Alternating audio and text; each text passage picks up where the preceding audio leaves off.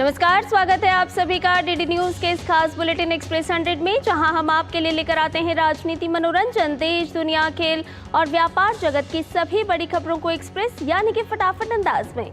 आपके साथ मैं हूं संध्या शर्मा। तो देखिए खबरें तेज रफ्तार से। चक्रवाती तूफान रेमल कमजोर पड़ गया है। यह लगातार उत्तर पूर्व की ओर बढ़ रहा है। पश्चिम बंगाल के कई इलाकों में जोरदार बारिश हो रही है। मौसम विभाग के मुताबिक चक्रवात रेमल बांग्लादेश और पश्चिम बंगाल के किनारों को पार कर रहा है। इसके बाद यह उत्तर पूर्व की ओर आगे बढ़ेगा। चक्रवात के चलते बंगाल के तटीय इलाकों से 1 लाख से ज्यादा लोगों को राहत शिविरों में भेजा गया है। चक्रवात से निपटने के लिए पश्चिम बंगाल में एनडीआरएफ की कुल 14 टीमें तैनात की गई हैं। इसके साथ ही पुलिस प्रशासन भी अलर्ट मोड पर है।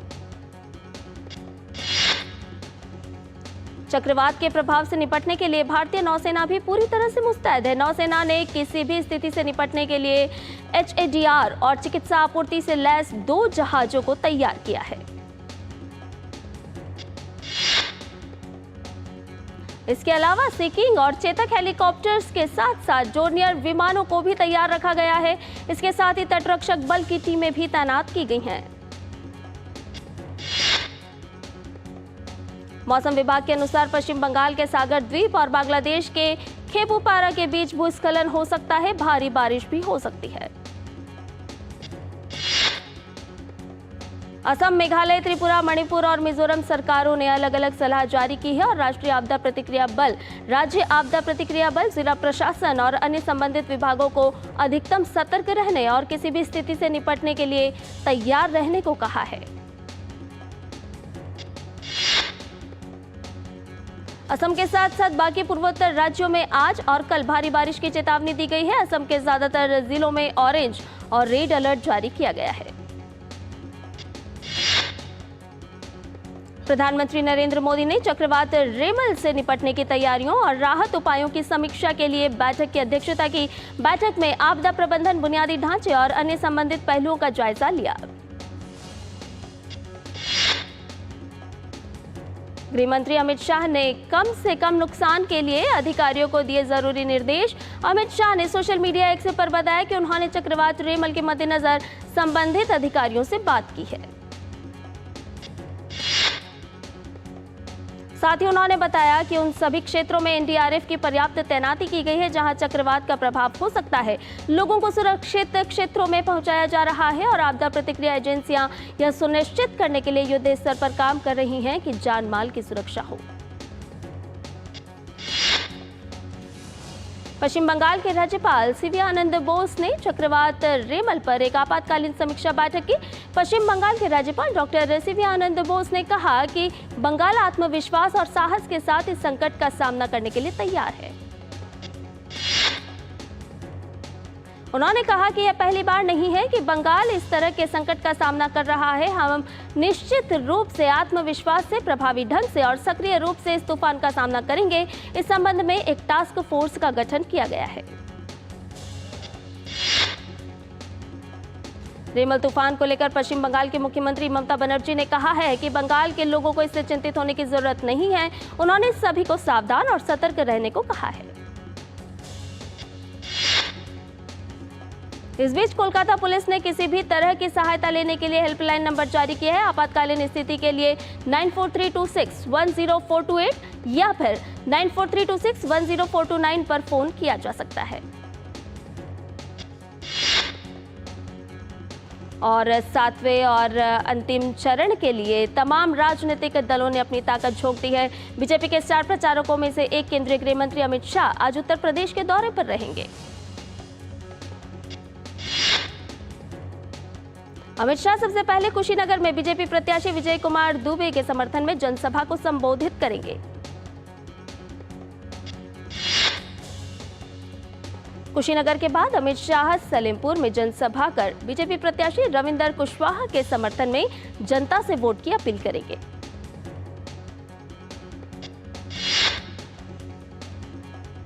गृह मंत्री अमित शाह की चंदौली में भी एक जनसभा होगी जिसे वो संबोधित करेंगे, जहां वो भाजपा प्रत्याशी डॉक्टर महेंद्र नाथ पांडे के समर्थन में मतदान की अपील करेंगे।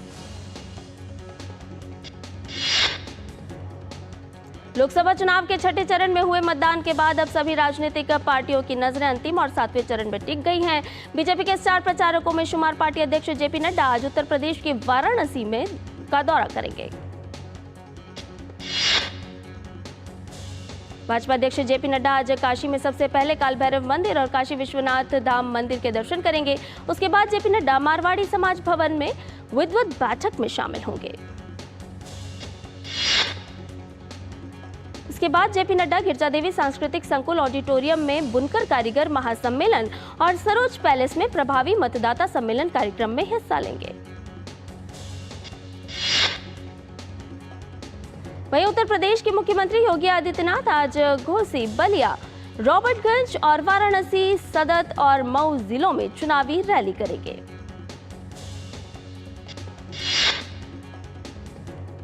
अपने चुनाव अभियान के तहत वाराणसी में आज केंद्रीय मंत्री पीयूष गोयल ने सुबह की सैर के दौरान लोगों से बातचीत की। वाराणसी में 1 जून को मतदान होना है।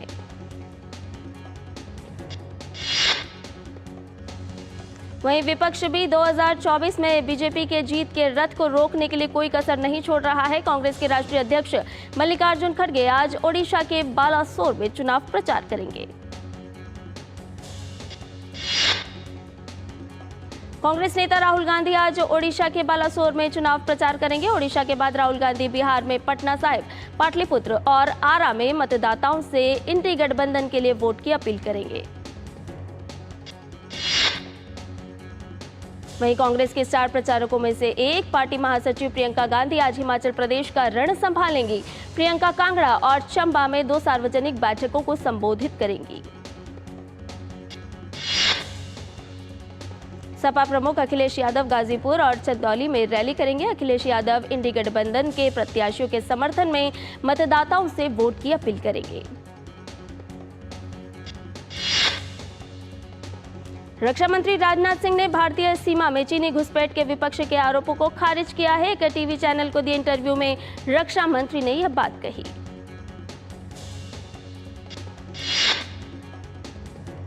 केंद्रीय मंत्री राजनाथ सिंह ने कहा कि बतौर रक्षा मंत्री वह यह आश्वस्त करना चाहते हैं कि भारत की 1 इंच जमीन पर कोई कब्जा नहीं कर सकता। मंत्री राजनाथ सिंह ने कहा कि मौजूदा समय में भारत और चीन के बीच सकारात्मक माहौल में कमांडर स्तर पर चर्चा हो रही है। हालांकि मैं अभी इसके विवरण के बारे में फिलहाल कोई खुलासा नहीं करना चाहता। उपराष्ट्रपति आज कर्नाटक के दौरे पर रहेंगे। वे बेलगावी और बेंगलुरु जाएंगे। उपराष्ट्रपति बेलगावी में आईसीएमआर के राष्ट्रीय पारंपरिक चिकित्सा विज्ञान संस्थान का दौरा करेंगे। इसके बाद वो केएलई यूनिवर्सिटी के 14वें दीक्षांत समारोह में मुख्य अतिथि के तौर पर शामिल होंगे। बेंगलुरु में उपराष्ट्रपति सीएसआईआर की नेशनल एरोस्पेस लेबोरेटरीज का दौरा करेंगे और वहां कुछ परियोजनाओं की आधारशिला भी रखेंगे। मंत्रिमंडल की नियुक्ति समिति ने सेना अध्यक्ष जनरल मनोज पांडे का कार्यकाल इस वर्ष 30 जून तक बढ़ाने को मंजूरी दे दी है। जनरल पांडे 31 मई को सेवानिवृत्त होने वाले थे। टीएमसी के खिलाफ विज्ञापन केस में बीजेपी की याचिका पर सुप्रीम कोर्ट में आज सुनवाई होगी। कलकत्ता हाईकोर्ट ने भारतीय जनता पार्टी को तृणमूल कांग्रेस के खिलाफ विज्ञापन छापने से रोक दिया था। भाजपा ने सुप्रीम कोर्ट का रुख करते हुए कलकत्ता हाईकोर्ट के फैसले को चुनौती दी है। याचिका में 20 मई के अंतरिम आदेश के साथ साथ हाईकोर्ट से पारित आदेश पर भी रोक लगाने की मांग की गई है। दिल्ली उच्च न्यायालय दिल्ली शराब नीति मामले में मनी लॉन्ड्रिंग मामले में बीआरएस नेता के कविता की जमानत याचिका पर आज सुनवाई होगी। इससे पहले शुक्रवार को सुनवाई के दौरान प्रवर्तन निदेशालय ने के कविता की जमानत याचिका का दिल्ली हाईकोर्ट में विरोध किया था। ईडी ने कहा उनकी रिहाई से आगे की जांच प्रभावित हो सकती है।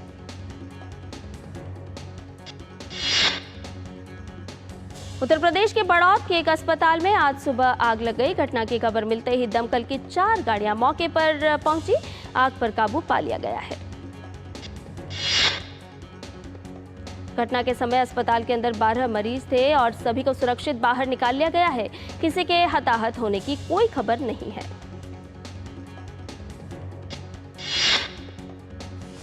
10वें अंतर्राष्ट्रीय योग दिवस से पहले नई दिल्ली के मोरारजी देसाई राष्ट्रीय योग संस्थान और आयुष मंत्रालय द्वारा बिहार के बोध गया में आज एक विशेष योगाभ्यास कार्यक्रम का आयोजन किया जाएगा।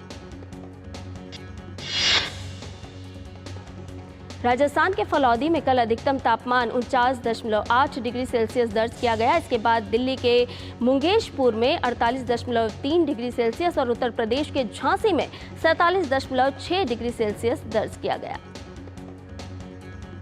तमिलनाडु के धर्मपुरी में गर्मी और छुट्टियों का मौसम नजदीक आते ही होगिनक्वल झरना पर्यटकों को आकर्षित कर रहा है। काफी की संख्या में पर्यटक यहां लुत्फ उठाते नजर आए। दिल्ली में बीती रात सागरपुर फ्लाईओवर पर एक कार में आग लग गई। जम्मू में संगर स्टेशन के पास रविवार को एक मालगाड़ी पटरी से उतर गई। बीते वित्त वर्ष 2023-24 की चौथी जनवरी मार्च तिमाही में भारत की सकल घरेलू उत्पाद की वृद्धि दर 6.1 से 6.7% के बीच रहने की उम्मीद है। भारत पे ग्रुप और फोन पे ग्रुप ने आपस में मिलकर फैसला किया कि अब वे दोनों पे प्रत्यय को लेकर ट्रेडमार्क का दावा नहीं करेंगे। नेशनल थर्मल पावर कॉरपोरेशन यानी एनटीपीसी लिमिटेड का वित्त वर्ष 2024 की चौथी तिमाही जनवरी से मार्च में मुनाफा सालाना आधार पर 33.22% बढ़ा। अमेजन के अधिकारी कुमार राघवन ने कहा है कि भारत में स्टार्टअप इकोसिस्टम मैच्योर है और इसमें कई अनुकूल परिस्थितियां भारत को दुनिया की तीसरी सबसे बड़ी अर्थव्यवस्था बनाने के लिए प्रेरित कर रही है। इंडियन ऑयल, ओएनजीसी और गेल इंडिया लिमिटेड सहित सार्वजनिक क्षेत्र की कई तेल और गैस कंपनियों पर जुर्माना लगाया गया है, निदेशक मंडल में जरूरी संख्या में निदेशकों की नियुक्ति में विफल रहने की वजह से। और बुलेटिन में फिलहाल रुकना एक छोटे से ब्रेक के लिए जल्द हाजिर होंगे। आप बने रहिए डीडी न्यूज के साथ। आतंकवाद, नक्सलवाद पर होता रहेगा कड़ा प्रहार, ये है मोदी की guarantee.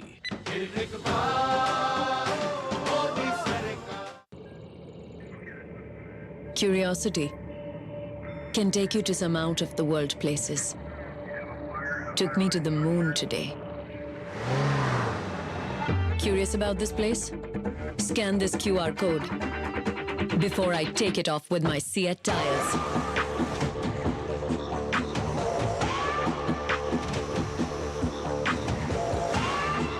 Seat, crafted for the curious. बात जब पीढ़ियों के लिए बनने वाले घर की हो तो जिम्मेदारी बड़ी हो जाती है। गैलेंट समझता है ये जिम्मेदारी। अब डबल एम रिम्स के साथ गैलेंट एडवांस TMT रीबार, निर्माण का real hero. Delivery boy has picked your order. अरे भाई पता है भूख लगी है। 30 मिनट का मैसेज नोटिफिकेशन आया था ना। मैसेज के सारे थोड़ी बैठ सकते हैं। कल आपने कुछ शेयर्स बेचे थे ना? हाँ, तो चेक किया? मैसेज आया तो था। सिर्फ मैसेज काफी नहीं है। आप शेयर मार्केट में कोई भी ट्रांजैक्शन करते हैं ना, तो स्टॉक एक्सचेंज से आए SMS या ईमेल को अपने डीमैट अकाउंट और बैंक स्टेटमेंट के साथ भी टैली कीजिए। बेटा भूख में ना दिमाग बंद हो जाता है। सोच कर, समझ कर, इन्वेस्ट कर। मोदी जी जैसे एक योजना बनाते हैं तो मुफ्त राशन आपके घर पहुंचता है। वैसे ही जब आप वोटिंग के दिन कमल का बटन दबाएंगे तो वोट सीधा मोदी जी को जाएगा। इसीलिए कमल का बटन दबाएं और मोदी जी को तीसरी बार प्रधानमंत्री बनाएं। कमल का बटन दबाएं, भाजपा को जिताएं। और ब्रेक के बाद एक्सप्रेस 100 में आपका एक बार फिर से स्वागत है। आइए बाकी की खबरों को भी जान लेते हैं फटाफट अंदाज में। यूरोपीय संघ ने एप्पल पर 1.8 बिलियन यूरो का जुर्माना लगाया है। एप्पल ने स्पॉटिफाई जैसे म्यूजिक स्ट्रीमिंग कंपनियों को व्यापार करने से रोक रखा था। लायंस इंडस्ट्रीज लिमिटेड ने नॉर्वे की नेल ASA के साथ प्रौद्योगिकी साझेदारी की है। इससे हरित हाइड्रोजन के उत्पादन के साथ साथ नवीन ऊर्जा क्षेत्र में उसके निवेश में तेजी लाने में मदद होगी। अगले महीने यानी जून में बैंक कुल 10 दिन तक बंद रहेंगे। इनमें से 5 रविवार और 2 शनिवार की छुट्टियां रहेंगी, जिनके चलते बैंकों में कामकाज नहीं होगा। वैश्विक पटल पर अस्थिरता के बीच भी भारत में ईवी की बिक्री में वृद्धि देखी जा रही है। वित्तीय वर्ष 2024 भारत में ईवी की बिक्री 1.7 मिलियन यूनिट को पार कर गई है। चीनी उत्पादों पर निर्भरता कम करने व स्थानीय विनिर्माण को बढ़ावा देने के लिए अमेरिका ने चीन से आयात किए जाने वाले सैकड़ों वस्तुओं पर पाबंदी लगा दी या टैक्स बढ़ा दिया। संयुक्त राज्य व्यापार प्रतिनिधि के कार्यालय ने 429 उत्पादों से लगभग आधे पर अतिरिक्त शुल्क बढ़ा दिया है।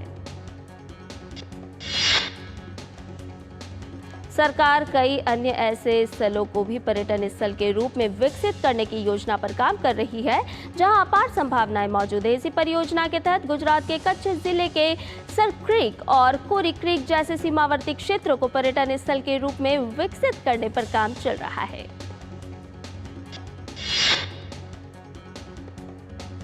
रेमल चक्रवात की वजह से कई फ्लाइट्स को कैंसिल करना पड़ा है। देश की सबसे बड़ी एयरलाइन इंडिगो ने एडवाइजरी जारी की है। Adani ports and special economic zone limited के प्रमुख मुंद्रा पोर्ट ने भारतीय बंदरगाह पर अब तक के सबसे बड़े कंटेनर जहाज का स्वागत करके एक और रिकॉर्ड बनाया है।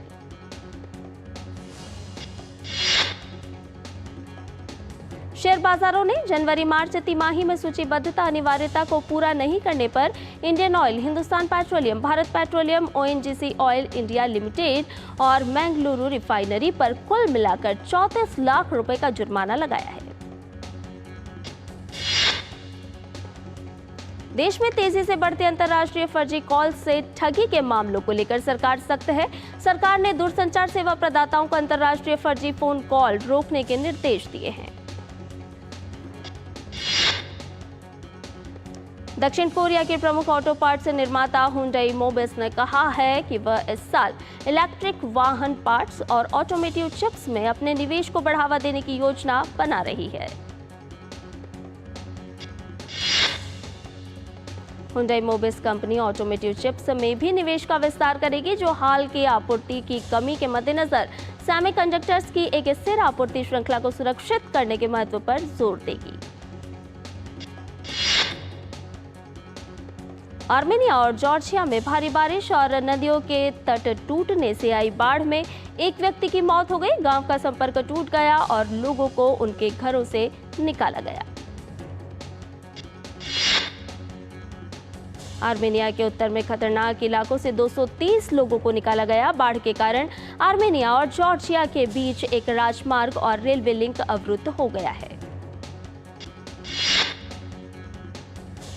ओक्लाहोमा में तूफान के कारण घरों, बिजली लाइनों और वनस्पति को नुकसान पहुंचा है। आपातकालीन सेवाओं ने प्रभावित क्षेत्रों में नुकसान का आकलन किया।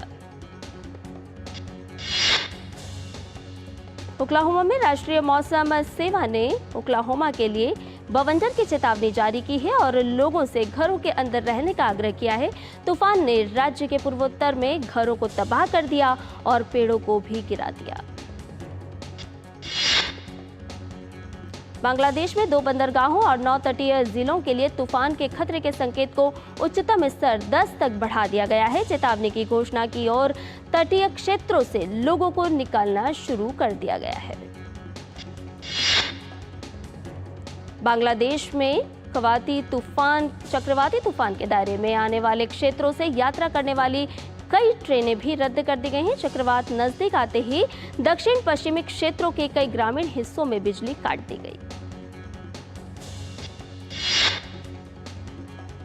इजराइल की ओर से गाजा के रफा में कई एयर स्ट्राइक में कम से कम 35 फिलिस्तीनी लोग मारे गए। इजरायली सेना की ओर से कहा गया है कि उसकी एयरफोर्स ने रफा में हमास के एक ठिकाने पर हमला किया है। दक्षिणी लेबनान के एक शहर और एक गांव को निशाना बनाकर रविवार को किए गए इजरायली हवाई हमलों में हिजबुल्लाह के एक नेता और 2 नागरिकों की मौत हो गई, जबकि एक अन्य नागरिक घायल हो गया। लेबनान के सैन्य सूत्रों ने यह जानकारी दी है। दोहा से आयरलैंड जा रहे एक विमान के डगमगाने से 6 यात्री और चालक दल के 6 सदस्य घायल हो गए। कुल 12 लोगों के घायल होने की सूचना है। टेक्सास के गवर्नर ग्रेग एबॉट ने प्रेस वार्ता के दौरान जानकारी देते हुए कहा कि हफ्तों तक चले तूफान के बाद टेक्सास के 106 देश खतरे के घेरे के अंदर हैं। इस तूफान के कारण पिछले 2 दिनों में 7 लोगों की मौत हो चुकी है। भारतीय महिला जिम्नास्ट दीपा कर्माकर ने एशियाई जिम्नास्टिक चैंपियनशिप में स्वर्ण पदक जीत लिया है। इस जीत के साथ ही दीपा कर्माकर एशियाई जिम्नास्टिक चैंपियनशिप में पदक जीतने वाली पहली भारतीय एथलीट बन गई हैं। भारत के अनुभवी तैराक श्रीहरि नटराज ने फ्रांस में चल रहे 30वें मेयर नोस्ट्रम तैराकी टूर्नामेंट में 50 मीटर बैक स्ट्रोक में रजत पदक अपने नाम कर लिया। उन्होंने 25.50 सेकंड का समय निकालकर हंगरी के एडम जासजो के बाद दूसरा स्थान हासिल किया। ओलंपिक स्वर्ण पदक विजेता और भारत के स्टार भाला फेंक खिलाड़ी नीरज चोपड़ा 28 मई को ऑस्ट्रेवा गोल्डन स्पाइक 2024 में हिस्सा नहीं लेंगे। नीरज चोपड़ा चोट की वजह से इस टूर्नामेंट का हिस्सा नहीं बन पाएंगे। भारत की महिला बैडमिंटन स्टार पीवी सिंधु को मलेशिया मास्टर्स में दूसरे स्थान से संतोष करना पड़ा। पीवी सिंधु को महिला एकल के खिताबी मैच में चीन की बांगझी यी के हाथों हार झेलनी पड़ी। इस टूर्नामेंट में खेले गए पिछले मैचों में सिंधु शानदार फॉर्म में नजर आई। सेमीफाइनल में पीवी सिंधु ने थाईलैंड की बुसानन ओंगबाम रंगफान की मुश्किल चुनौती को पार करके फाइनल में जगह पक्की की थी। भारतीय पैरा एथलीट श्रीमंत झा ने उज्बेकिस्तान में आयोजित Asia para arm wrestling championship में स्वर्ण पदक अपने नाम कर लिया है। Asia para arm wrestling championship में स्वर्ण पदक जीतने के बाद श्रीमंत झा ने मोल्दोवा में विश्व पैरा आर्म रेसलिंग चैंपियनशिप के लिए क्वालिफाई किया।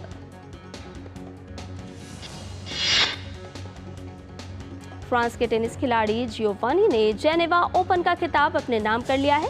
पुरुष एकल के फाइनल में जियोवानी ने अर्जेंटीना के टोमास मार्टिन को 6-4, 1-6, 7-6 के अंतर से हराया।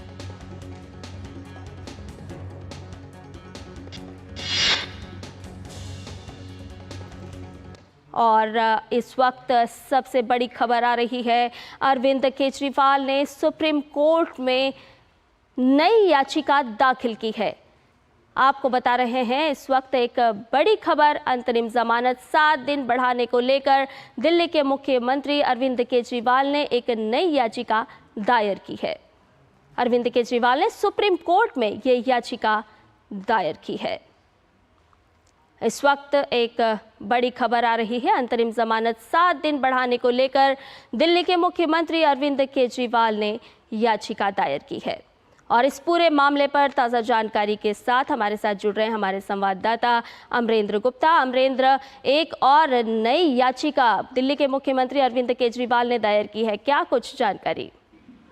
जी संध्या, मैं बता दूं कि जिस तरह से दिल्ली शराब घोटाले केस में दिल्ली के मुख्यमंत्री अरविंद केजरीवाल को ईडी ने 21 मार्च को अरेस्ट किया था और तब से वो तिहाड़ जेल में थे। हालांकि चुनाव के प्रचार के लिए उनको अंतरिम बेल मिली थी और बेल के दौरान उन्होंने लगातार दिल्ली सहित पूरे देश में अपनी पार्टी का चुनाव प्रचार किया और उसके बाद उनकी जो मोहलत है वो 21 दिन बाद वो खत्म हो रही थी, यानी कि 1 तारीख को, तो उनको वापिस तिहाड़ जेल जाना था। लेकिन इस बार फिर दिल्ली के मुख्यमंत्री अरविंद केजरीवाल ने एक अपनी जो अंतरिम जमानत है, अंतरिम बेल जिसे कहेंगे, वो 7 दिन बढ़ाने को लेकर सुप्रीम कोर्ट में याचिका दी है। अरविंद केजरीवाल के मुताबिक मैं आपको बता दूं कि उन्होंने जो अपनी पिटीशन डाली है सुप्रीम कोर्ट में, उन्होंने इस बात की शंका जताई है कि जो दिल्ली में उनके डॉक्टर ने उनका इलाज किया वो किसी गंभीर बीमारी से ग्रसित है। जिस तरह से केजरीवाल की अपनी स्वास्थ्य को लेकर लगातार बात करते आए हैं और उन्होंने वो जांच जो है दिल्ली के मैक्स हॉस्पिटल में कराया है और उनका कहना है कि कई सारे टेस्ट कराने अभी बाकी है, जिसमें सीटी स्कैन के साथ साथ कई सारे टेस्ट होने हैं अरविंद केजरीवाल के। इसलिए वो 7 दिन और उनको चाहिए जांच करवाने को लेके और इसीलिए उन्होंने नई ये याचिका जो है अपनी अंतरिम बेल बढ़ाने के लिए सुप्रीम कोर्ट में डाली है।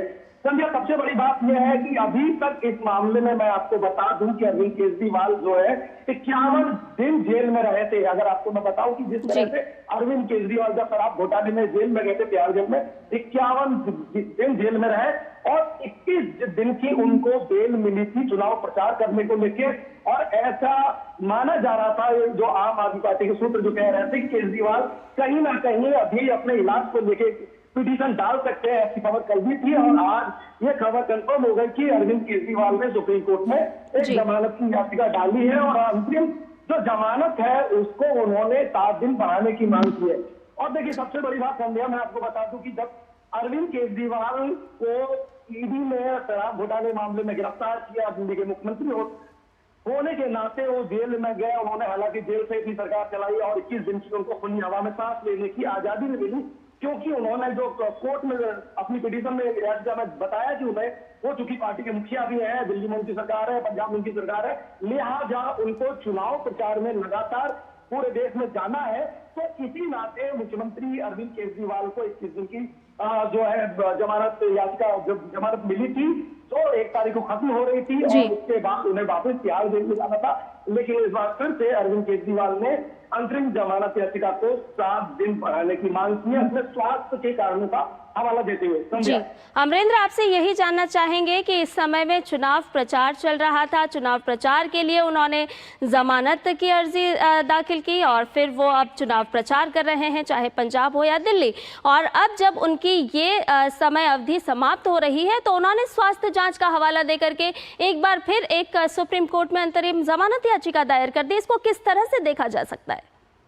देखो संध्या, मैं आपको इस पूरे मामले में अगर आपको बैकग्राउंड में लेके जाऊं तो अरविंद केजरीवाल ने तकरीबन 51 दिन तिहाड़ जेल में बिताए हैं और उनको चुनाव प्रचार को लेके 21 दिनों की एक बेल, अंतरिम बेल मिली थी। और मैं आपको बता दूं, सुप्रीम कोर्ट के जो जस्टिस है संजीव खन्ना और जस्टिस दीपांकर दत्ता की जो बेंच है, उन्होंने अरविंद केजरीवाल को चुनाव प्रचार में अपनी पार्टी के लिए प्रचार करने के लिए 21 दिन की अंतरिम जमानत दी थी, जो कि 1 तारीख को खत्म हो रही थी और 1 जून को खत्म हो रही थी, जिस दिन फैसला आना है। और 2 जून को इसके मुताबिक अरविंद केजरीवाल को वापस तिहाड़ जेल में जाना होता।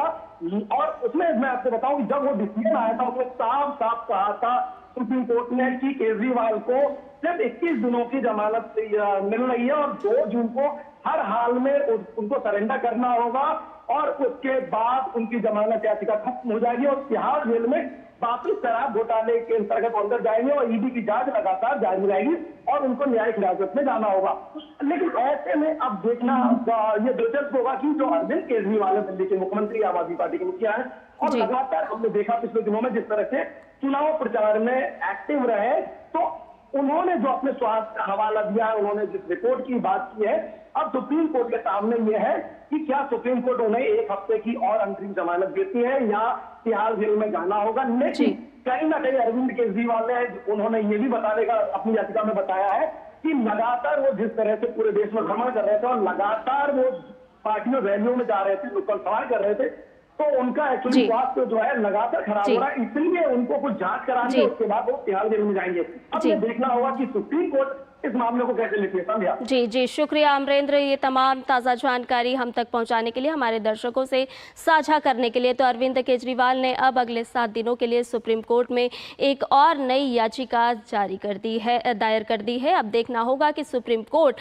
उनके स्वास्थ्य संबंधी जो उन्होंने हवाला दिया है, इस ग्राउंड पर उनको 7 दिनों तक बाहर रहने की अनुमति देती है या नहीं देती। और इसके साथ ही एक्सप्रेस न्यूज़ में फिलहाल इतना ही। हमें दीजिए इजाज़त। नमस्कार।